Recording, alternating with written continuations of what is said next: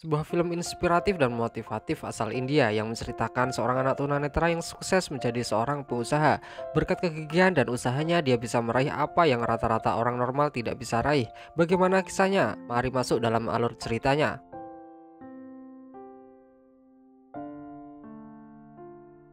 Awal kisah di sebuah desa miskin di wilayah India, pria bernama Damodar yang sedang bertani mendapatkan kabar dari tetangganya bahwa istrinya telah melahirkan. Mendengar hal itu, Damodar senang bukan main. Dia sudah merencanakan memberinya nama Srikan, yang merupakan seorang atlet kriket terkenal di India. Saat sampai di rumah, semua orang tidak ada yang terlihat bahagia menyambut kelahiran anaknya. Sang anak ternyata mengalami kebutaan sejak lahir. Damodar sangat sedih, begitupun dengan istrinya. Khawatir karena sang anak memiliki masa depan yang suram dan sulit nantinya, Damodar memutuskan untuk mengembalikan anak kepada Yang Maha Kuasa dengan menguburnya, namun istri melarang dan meyakini Srikan akan menjadi anak yang berguna di masa depan nanti. Beberapa tahun kemudian, Srikan telah tumbuh menjadi anak yang cerdas. Bahkan dia bisa menjawab soal matematika. Teman sekelas bernama Mahes bahkan iri kepadanya. Mahes pun mengajak Srikan bermain kriket, tetapi Mahes sengaja melempar batu bata mengenai kepala Srikan hingga membuatnya terjatuh.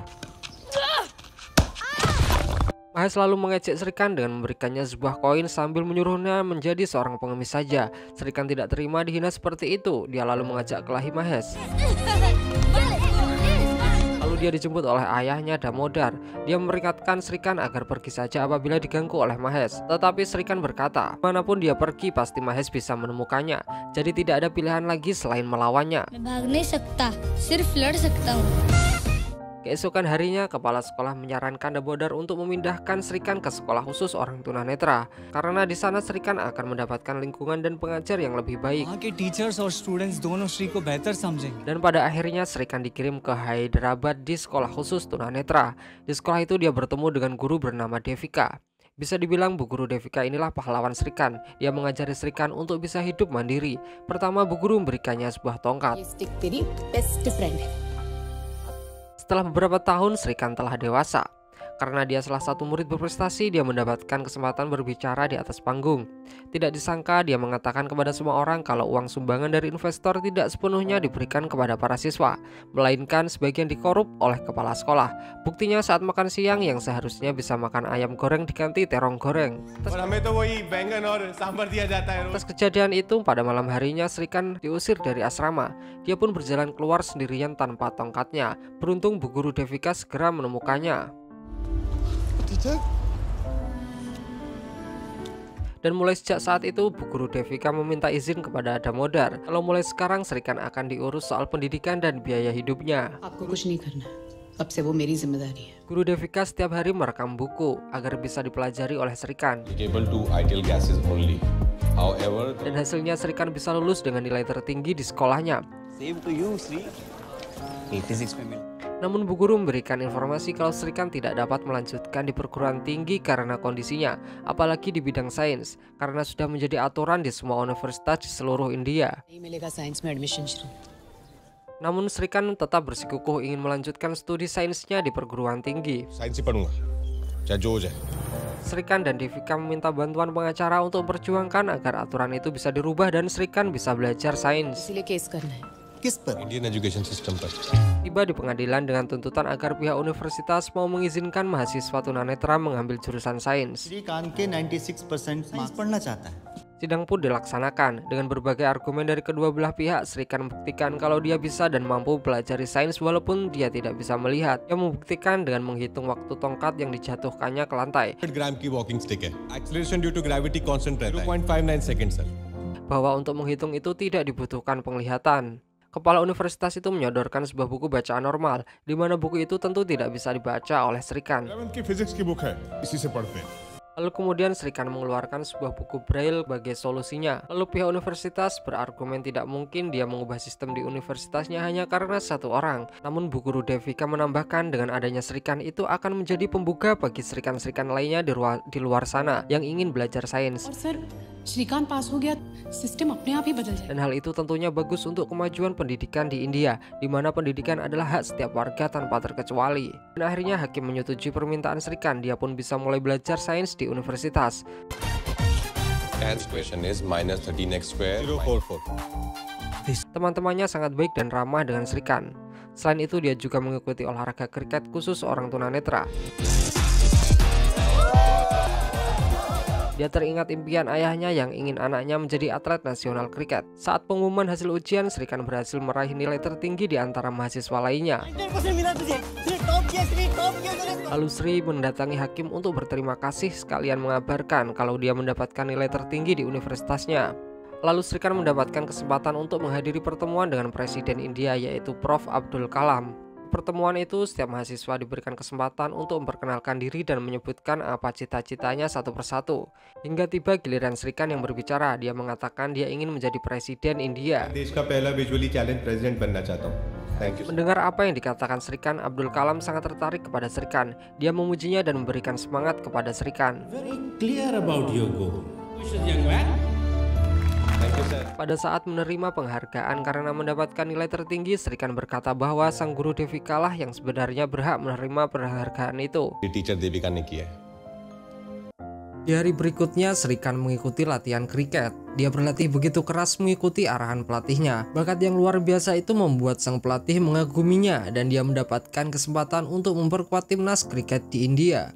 Setelah sekian lama hidup jauh dari orang tuanya, dia pun kembali ke kampung halamannya untuk menemui kedua orang tua yang sangat dirindukannya. Saat berada di dalam bus, Mahesh teman masa kecilnya tampak teringat dengan sosok di depannya itu. Dia pun duduk di samping Sri Khan.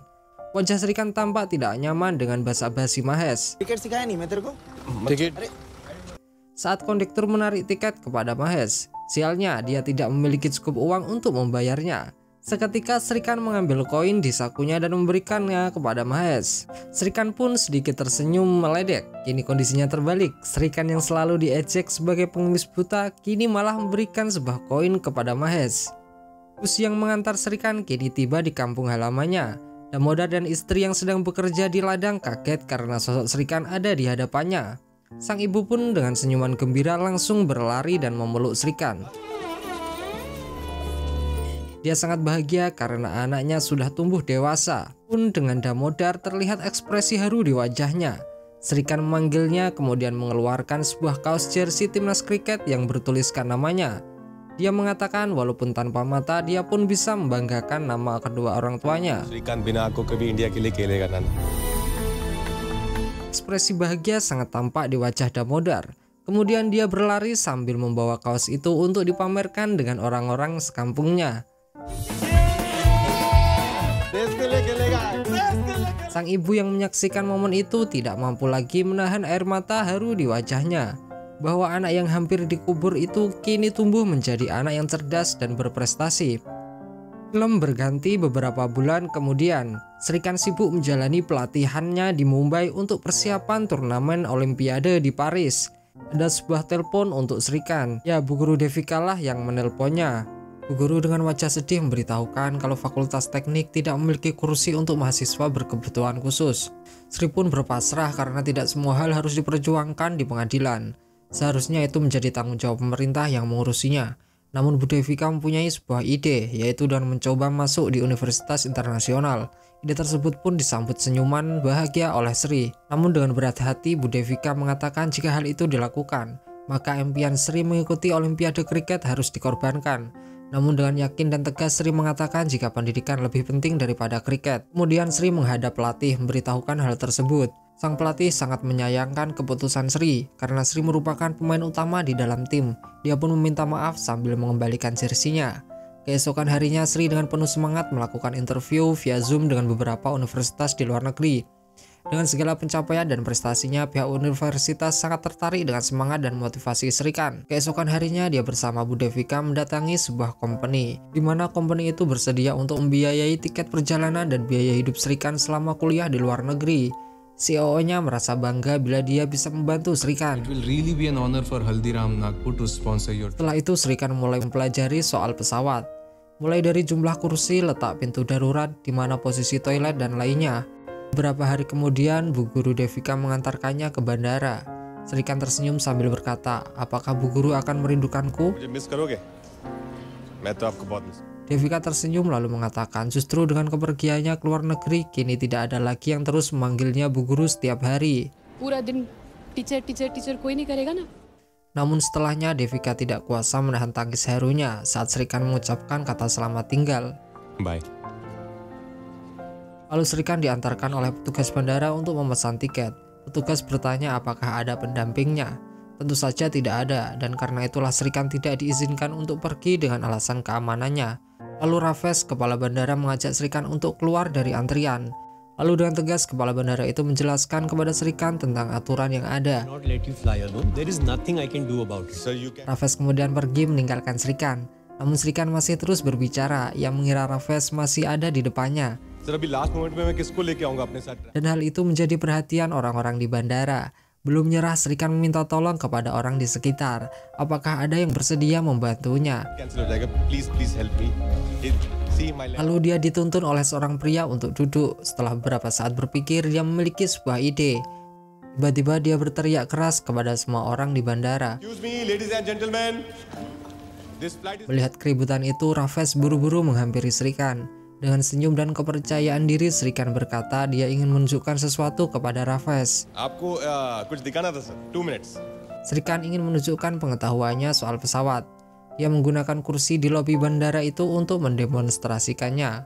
Lalu dia berjalan menunjukkan urutan nomor kursi, lalu di mana letak toiletnya, jumlah kursi di samping kiri dan kanan. Lalu dia berjalan menuju letak kursi sesuai nomor tiket. Srikan berhasil menunjukkan semuanya dengan tepat dan akurat. Hal itu pun disadari oleh orang-orang yang menyaksikan. Raffes pun tersenyum menyaksikan apa yang dilakukan oleh Srikan. Dan dia pun mengizinkan Srikan untuk terbang ke Amerika. Srikan pun telah sampai di Amerika dengan selamat. Dia menjalani hari-harinya di kampus dengan gembira. Di sana dia mendapatkan lingkungan yang sangat suportif. Dia memiliki sahabat yang bernama Kelly dan Adam. Srikan aktif mengikuti kegiatan-kegiatan kampus, misalnya olahraga lari. Satu hari saat bersantai di lapangan, dia memegang tongkat baseball milik Adam. Srikan berkata tongkat ini seperti kriket di India. Kelly sambil tersenyum berkata, jangan bilang kamu akan bermain baseball juga, Srikan. Srikan pun tersenyum, seolah mengatakan, kamu benar sekali Kelly, itulah yang aku inginkan. Srikan mencoba melakukan pukulan dan tanpa disadari pelatih memperhatikannya. Dengan usaha maksimal, Srikan berhasil melakukan pukulan home run, teknik yang tidak mudah di dunia baseball. Berkat pencapaiannya, Srikan berhasil masuk ke tim utama. Prestasinya ini tidak hanya membuatnya terkenal di lapangan, tapi juga membawa namanya masuk ke majalah di India. Secara kebetulan, seorang wanita bernama Swati membaca artikel tentang Srikan. Terpesona dengan pencapaiannya, Swati memutuskan untuk menghubungi Srikan lewat DM di Instagram. Srikan meminta Kelly untuk menyelidiki siapa wanita misterius yang menarik perhatiannya. Kelly dengan cepat memberikan jawaban. Wanita itu bernama Swati, seorang mahasiswa kedokteran asal Hyderabad di India. Ketertarikan Srikan semakin besar, hingga akhirnya dia memberanikan diri untuk menelpon Swati. Sejak saat itu mereka pun mulai saling berbicara melalui telepon. Di balik setiap obrolan, wajah Srikan tak bisa menyembunyikan kebahagiaannya. Sepertinya Srikan sedang jatuh cinta. Begitupun dengan Swati. Bahkan dia belajar mengemudi demi bisa mengajak Srikan jalan-jalan. Beberapa tahun kemudian, Srikan telah meraih gelar sarjana. Begitu pula dengan Swati. Suatu hari Swati menelepon Srikan, memberitahukan bahwa dia akan melanjutkan studi S2 di Amerika. Kabar itu membuat Srikan sangat bahagia, karena akhirnya mereka bisa bertemu langsung setelah sekian lama. Pertemuan pertama antara Srikan dan Swati akhirnya terjadi. Kelly dan Adam menggandeng Srikan untuk menemui Swati. Saat melihat Swati, Adam berkomentar bahwa Swati lebih cantik dari yang dia bayangkan. Senyum bahagia pun tidak bisa disembunyikan dari wajah Srikan di momen itu. Setelah itu, Kelly dan Adam membiarkan Swati mengajaknya pergi jalan-jalan.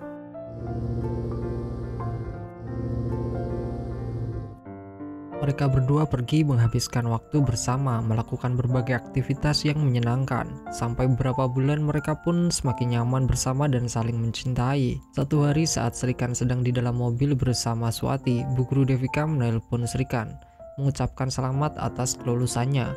Lalu Srikan mengungkapkan rencananya untuk melanjutkan S2 di Amerika, dan sudah ada beberapa kampus yang menawarinya. Devika kecewa. Dia pikir Srikan akan kembali ke India berharap dia bisa melakukan sesuatu yang bermanfaat di sini.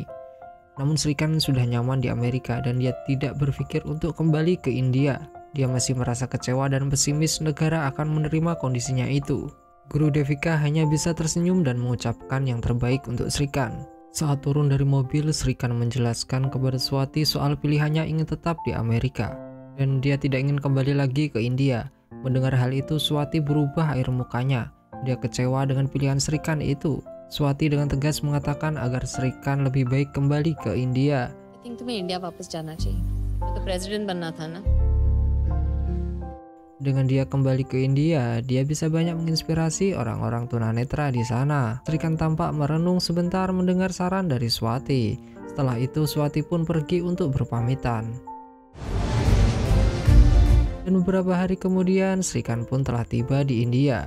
Dia mendengarkan saran dari Swati. Dia ingin berkarya di India, melakukan sesuatu yang bisa memberikan manfaat untuk negaranya, terutama kaum tunanetra. Dia bersama Bu Devika melakukan karya pertamanya dengan membuka sebuah kursus komputer gratis khusus orang tunanetra. Namun harga sewa gedungnya terlalu berat untuk dibayar. Srikan mengalami kendala pertamanya, yaitu soal biaya. Tetapi dia tidak patah semangat. Dia memutuskan mulainya dengan memakai teras rumah Bu Devika. Dan tempat kursus gratis itu pun resmi dibuka dengan nama Sri Devi Center. Bersyukur banyak peminatnya. Ada beberapa orang tunanetra yang belajar di sana. Wajah bahagia tampak terlihat pada Srikan dan Bu Devika. Dia bahkan menawarkan muridnya kepada beberapa perusahaan untuk dipekerjakan.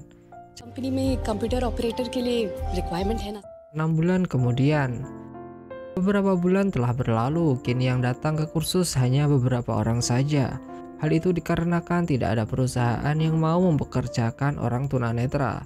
Jadi para tunanetra ini merasa buat apa belajar, toh mereka tidak pernah dipercaya untuk bekerja. Namun Srikan tidak ingin menyerah begitu saja. Srikan berpikir dialah yang harusnya yang membangun perusahaannya sendiri, lalu mempekerjakan para tunanetra itu. Bu Devika bertanya apa yang akan dilakukannya. Srikan berkata dia akan membangun sebuah perusahaan kemasan daur ulang. Pada sebuah seminar dengan pembicara Dr. Kalam, Sri datang untuk memberi kejutan kepada Dr. Kalam. Tampak wajah bahagia dari Dr. Kalam karena bisa bertemu dengan Sri. Dr. Kalam menceritakan sebuah cerita inspiratif saat pertemuannya dengan Srikan. Dia sangat menghargai ambisi dan usaha Srikan untuk belajar dan pada akhirnya dia berhasil mendapatkan beasiswa di MIT di Boston. Setelah acara selesai, Sri mengeluhkan sesuatu kepada Dr. Kalam. Dia bercerita soal keinginannya membangun pabrik kemasan daur ulang. Namun idenya selalu ditolak dan diremehkan oleh beberapa calon investor. देखो, हम लोग यहाँ पे कोई चैरिटी क्या उसका कचरा लेके घूमता है? हाँ? Bahkan ada beberapa yang menganggapnya sebagai ide sampah. Dr. Kalam sangat mengerti perasaan Srikan. Dia pun bersedia menjadi investornya. Selain karena ambisi yang jelas dari Srikan, Dr. Kalam juga meyakini perusahaan Srikan dapat berkembang. Sebelum pergi berpamitan, Dr. Kalam memberikan nasihat kepada Srikan. Dia mengatakan agar Srikan bersikap berani, menjadi orang baik dan berbuat baik. Dengan modal itu, maka orang-orang yang tepat dan baik akan bergabung dengannya. Srikan menyimak nasihat itu dengan seksama, lalu mengucapkan terima kasih sambil tersenyum, dan Dr. Kalam pun pergi. Selanjutnya, Srikan merasa untuk mewujudkan visinya dia masih membutuhkan seorang investor lagi. Lalu dia menemui Raffi Manta, seorang pengusaha kaya. Raffi sangat ramah menyambut kedatangan Srikan. Srikan menjelaskan soal ide bisnisnya, apa yang ingin dilakukannya, dan visi besarnya, sambil menunjukkan sampel produknya. Raffi memberitahukan kalau di saat yang sama ada teman lainnya yang menawarkannya pabrik sepeda listrik, yang juga sama-sama memiliki tujuan ramah lingkungan. Srikan mengatakan sepeda listrik memakai sebuah baterai yang tidak ramah lingkungan. Lalu Srikan mengatakan kalau Dr. Kalam ikut bergabung dengannya. Dr. APJ Abdul Kalam. Di mana hal itu semakin meyakinkan Raffi untuk bergabung dengan Srikan. Mereka berdua mulai untuk mencari pabrik dan mesin untuk produksi. Saat di dalam mobil, Srikan lebih lanjut menjelaskan soal keinginannya menjadikan orang tunanetra sebagai bagian besar pekerja dalam perusahaannya.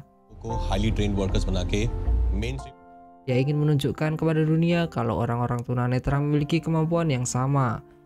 Dengan visi mulia itu, Raffi semakin yakin untuk bergabung. Lalu dia berkata berapa modal yang diinginkan. Saat Sri Khan menjawab 8 miliar, Raffi sedikit kaget. Di saat bersamaan, ada seorang tunanetra mengemis minta uang. 8 crore. Namun Sri Khan melarang Raffi memberikannya uang. Lalu Sri Khan berkata dia akan memberikannya pekerjaan. Mendengar itu, Raffi hanya tersenyum saja. तुम्हें नौकरी. Beberapa bulan kemudian, perusahaan Sri Khan yang diberi nama Bolan Industri resmi dibuka. Tidak lupa dia mendatangkan kedua orang tuanya untuk meresmikannya. Tampak terlihat wajah bahagia mereka semua. Sri Khan mendapatkan ucapan terima kasih dari pengemis tunanetra itu yang kini bekerja di pabriknya. Sri Khan mendapatkan pesanan pertamanya. Dia mengabarkan kepada semua orang di dalam pabrik, dan mereka pun sangat senang mendengarnya. पहला ऑर्डर मिल गया. Setelah beberapa bulan berjalan, tiba-tiba mesin mati mendadak. Dan itu karena ada pemadaman listrik. Setelah dicari tahu penyebabnya, ternyata oleh pemilik sebelumnya, pabrik itu tidak pernah membayar tagihan listrik selama 2 tahun. Dan jika Sri Khan ingin pabriknya tetap berjalan, maka dia yang harus membayar total tagihan yang sangat besar itu. Kalau tidak dibayar, terpaksa pabrik akan disegel. Bill भी आप ही को भरना पड़ेगा अगर ये bill clear नहीं किया. Hal ini pun menjadi masalah baru yang harus dihadapi oleh Sri Khan. Padahal pabriknya baru berjalan 1 bulan dan belum mendapatkan keuntungan yang besar. Dia pun mencoba mendatangi kantor PLN, mencoba meminta keringanan. Dia membawa bukti kontrak sewanya, namun dalam kontrak memang tertulis bahwa penyewa bersedia membayar total tagihan yang ada. Salah satu pegawai masuk mengantarkan minum kepada kepala itu. Dia menyadari ada Sri Khan di situ, lalu dengan tulus mengucapkan terima kasih karena anaknya juga tunanetra. Dan berkat Sri Khan, dia punya semangat untuk belajar. Melihat kejadian itu, kepala PLN yang awalnya keras dengan Sri Khan akhirnya mau mengubah aturan dengan memberikannya tenggat waktu 1 tahun untuk melunasinya. साल के भीतर आपको सारा बकाया. Sri Khan dan Raffi pun tersenyum berterima kasih. Saat kembali, Sri Khan terngiang-ngiang ucapan terima kasih pegawai tadi, bahkan orang-orang menganggapnya dewa penolong. Hal itu membuat Sri Khan merasa berguna dan punya pengaruh yang sangat besar. Dan hal itu pun semakin membuat Sri Khan bersemangat dalam mewujudkan mimpi besarnya. Beberapa bulan berlalu, perusahaan Sri Khan sudah berhasil memproduksi dan mengirimkan barang ke seluruh wilayah India. Dari keberhasilannya itu, dia juga sudah bisa melunasi tagihan listrik sebelumnya. Saat tepat 1 tahun perusahaannya berdiri, para wartawan melakukan liputan ke pabrik. Saat itu Sri Khan bersama Raffi melakukan wawancara dengan wartawan. Pernyataan wartawan itu sedikit menyakiti hati Sri Khan, karena menurut wartawan itu keberhasilan Bolan itu karena Raffi selaku investor yang percaya dengan ide Sri Khan. Hero तो आप है Ravi sir. Thank you. Saat Sri Khan melanjutkan bicara, Mahesh, teman masa kecil Sri Khan, tiba-tiba muncul dan berkata dia ingin melamar kerja di perusahaannya. Di depan wartawan, Sri Khan menceritakan hinaan Mahesh pada saat dulu ia kecil. Namun karena hinaan itulah kini Sri Khan bisa berdiri di posisi sekarang. Lalu setelah wawancara selesai, Mahesh kembali bertanya apakah dia mau menerima bekerja di perusahaannya. Sri Khan dengan angkuhnya mengatakan, Mahesh tidak akan mendapatkan pekerjaan di sini. यहाँ नहीं मिलेगी. Hal itu pun disaksikan Raffi dan Bu Devika. Setelah itu Raffi berbicara dengan Sri Khan kalau yang dilakukannya kepada Mahesh itu tidaklah benar. Sri Khan dengan angkuh berkata dia tidak peduli. Raffi tidak menyangka sampai titik ini Sri Khan telah berubah. जिस चीज से मैं मिला था ना, कचरा बोलता था. Sri Khan seperti masih sakit hati karena ucapan wartawan tadi karena lebih memuji Raffi daripada dirinya. Egonya tersakiti karena pabrik ini adalah hasil buah idenya, bukan Raffi. Sri Khan ingin memperbesar bisnisnya dengan menambah cabang pabriknya. Dia menemukan seorang pemilik pabrik kosong bernama Venugopal yang bersedia dibayar dalam waktu 6 bulan. Raffi sempat tidak setuju dengan rencana Sri Khan itu karena kondisi keuangan yang belum cukup untuk membangun pabrik lagi. Tapi Sri Khan tetap bersikukuh dan yakin dengan rencananya itu, dan tanda tangan kontrak dengan Venugopal pun terjadi. Sementara di bandara, Sri Khan menjemput kekasihnya Swati yang sudah kembali dari Amerika.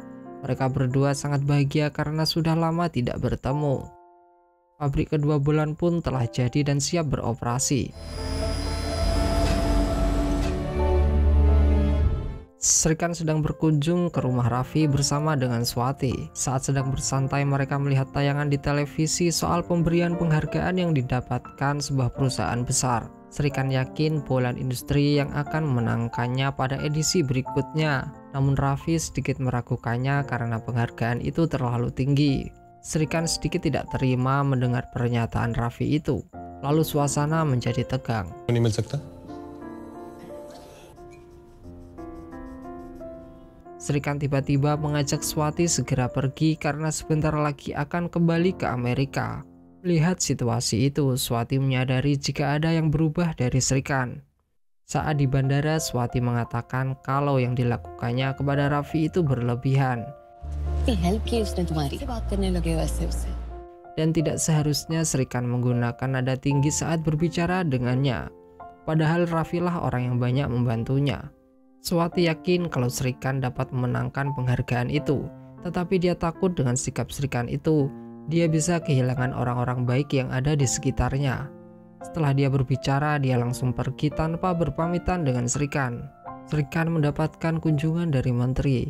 Dia sangat berterima kasih dan merasa terhormat telah dikunjungi. Sure. Raffi yang baru datang mengingatkan kepada Srikan untuk berhati-hati, karena dia merupakan anggota partai politik yang mungkin punya niat terselubung. Dan benar, Srikan sendiri mengatakan kalau Bu Menteri ingin mencalonkannya dalam pemilihan legislatif, dan menurutnya itu bagus untuk perkembangan bisnisnya nanti. Raffi mengingatkan kalau cara tersebut sangat berbahaya, apalagi Poland masih terbilang perusahaan muda. Namun Srikan tidak peduli dengan saran Raffi. Sudah 6 bulan sejak Venugopal menandatangani kontrak dengan Srikan, dan kini waktunya Srikan melakukan pembayaran. Tetapi Srikan tidak mempedulikannya, dia meminta tambahan waktu untuk melunasinya. Gopal pun terus menelpon Srikan, tetapi Srikan mengabaikannya. Setelah itu Srikan mendapatkan kabar kalau perusahaannya masuk dalam nominasi penghargaan bergengsi itu. Raffi dan Bu Devika pun ikut senang mendengarnya. Namun Srikan masih saja menyindir Raffi kalau ini merupakan hasil usahanya. तुमसे तो नहीं हो पाया। Bu Devika kaget mendengar kata-kata itu keluar dari mulut Srikan. Namun Raffi hanya menanggapinya dengan senyuman. Venugopal terus menghubungi Srikan, tetapi Srikan tidak mau mengangkatnya. Sehingga Venugopal memilih mendatangi langsung ke pabrik. Sambil marah-marah, Gopal meminta untuk bertemu dengan Srikan. Namun penjaga itu tidak dapat memberikan izin masuk. Gate खोलो, श्रीकांत से मिलना है। Srikan saat ini sedang bersama dengan Bu Redi, yang meminta bantuan Bu Redi supaya polisi mengamankan Venugopal yang saat ini sedang marah-marah di pabriknya. छोटा सा हेल्प चाहिए था। हाँ बिल्कुल बताइए। Namun saat polisi itu hendak membawa pergi Venugopal, Raffi segera membantunya dan berkata kepada polisi agar melepaskannya. Dia pun membawa Gopal untuk masuk. Kemudian Raffi menelpon Srikan meminta untuk dia meminta maaf kepada Gopal. Tetapi Srikan tidak mau melakukannya, dia tetap pada sikapnya. नहीं कर सकता ये तुम मुझे मत बताओ, कर सकता हूँ। Bu Devika berbicara kepada Raffi, Srikan tidak akan pernah meminta maaf. Bukan karena dia tidak mau, tetapi karena dia tidak tahu cara melakukannya. Srikan sudah terbiasa dalam kondisi terancam sedari kecil, dan dia tidak punya pilihan lain selain bertarung. Mendengar itu, Raffi hanya bisa menarik nafasnya dalam-dalam dan mencoba memahami kondisi Srikan. Esokan harinya, Bu Devika berbicara kepada Srikan supaya membatalkan pertemuannya dengan Bu Redi. Tetapi Srikan menuduhnya sama seperti Raffi. Bu Devika mengatakan apa yang dilakukan Raffi itu semata-mata karena dia khawatir, bukan karena dia tidak mendukung usahanya untuk berkembang. हाँ तो मैंने नहीं बोला ना उसे मेरे बारे में सोच। Srikan berkata dia tidak perlu dikhawatirkan dan dia bisa mengurusi dirinya sendiri. Bu Devika memberikan tongkat yang sedari tadi dicarinya. Srikan dengan kesombongannya merasa tidak memerlukan tongkat itu lagi. Kemudian dia berjalan keluar dan menabrak sebuah kursi. Bu Devika berkata, kenapa bisa terjatuh? Katanya bisa menangani semuanya sendiri. Lalu dia membantu Srikan berdiri sambil menangis karena sikap Srikan yang berubah sejak kenal Bu Redi. Lalu dia berkata kalau ini kesempatan terakhirnya untuk berubah pikiran. Karena sekali lagi dia terjatuh, dia mungkin tidak akan bisa bangkit lagi. Mendengar hal itu, Srikan masih memikirkan kata-kata dari Bu Devika. Srikan pergi untuk menemui Bu Redi, namun dia masih memikirkan kalimat dari Bu Devika. Saat sampai di lokasi, Bu Redi menyambutnya dengan hangat. Dia berusaha meyakinkan Srikan agar mau maju dalam pemilu. Srikan berpikir beberapa saat. Lalu dia membatalkan keputusannya. ये टिकट किसी और को दे दीजिए मैं अंधा हूँ गंदा नहीं हूँ Dia akhirnya sadar selama ini yang dia lakukan hanya ingin mewujudkan egonya sendiri. Hingga dia mengabaikan saran dari orang-orang terdekatnya yang dari awal telah membantunya. Sedang Bu Redi hanya orang baru yang hadir di hidupnya, yang hanya ingin memanfaatkannya untuk kepentingan politik saja.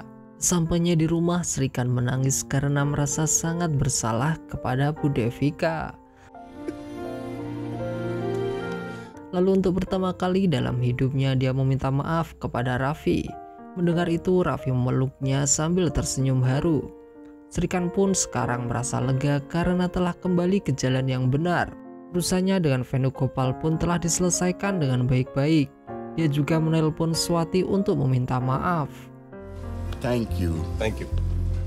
Dendamnya kepada Mahes pun kini sudah dia lupakan, dan Mahes telah bekerja di pabriknya. Sejak kejadian itu, keberuntungan pun datang. Salah satu perusahaan besar di India setuju untuk berinvestasi dengan Bolan Industri. Dan puncaknya adalah saat Bolan Industri berhasil meraih penghargaan di ajang Business Awards kategori khusus. To Bolan Industries. Saat dipanggil ke atas panggung, Raffi mengantarkannya. Lalu Srikan memberikan pidatonya di depan para hadirin. Dia berpidato soal impian besar. Dia juga menyinggung masa kecilnya yang hampir dibunuh oleh orang tuanya karena kondisinya yang buta. Dia lalu berterima kasih kepada orang tuanya, Bu Devika juga dengan Raffi. Momen yang sangat mengharukan. Lalu tidak lupa dia bercerita soal kisah cintanya. Dia bersyukur karena Swati tulus mencintainya. Kemudian dia berkata kalau bersyukur meraih penghargaan kategori khusus. Tetapi Srikan ingin visi, ide, dan kerja kerasnya dihargai sebagai sebuah pencapaian yang setara. और आज मैं ये बराबरी की शुरुआत करने जा रहा हूँ. Lalu dia mengembalikan piala itu dan dia mengatakan dia akan kembali lagi ke panggung ini dengan memenangkan kategori yang setara. Lalu semua hadirin bertepuk tangan. Mendengar itu, Raffi dan Devika sangat bangga dengan Srikan.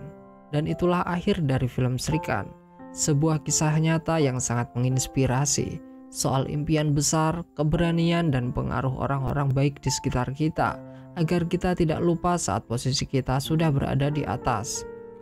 Jika kalian suka dengan alur film ini, jangan lupa untuk like, komen, dan subscribe, agar kalian tidak ketinggalan alur cerita film selanjutnya. Terima kasih.